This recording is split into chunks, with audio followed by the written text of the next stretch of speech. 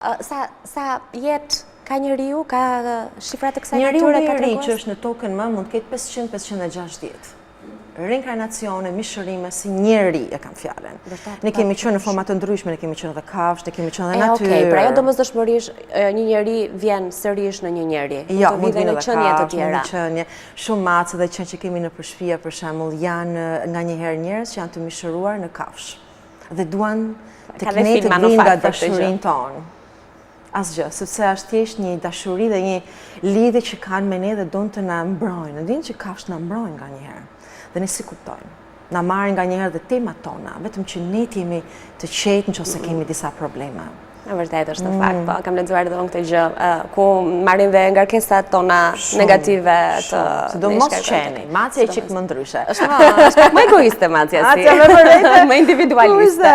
Qeni që bën çik më shumë për pronarë. Shërbim, po, është aty për ty, sido që ti jesh. Tani, po më thoje para se ne të fillonim që je ndër të paktët ndoshta dhe rralla, më shpjego pak ndër njerëzit që ke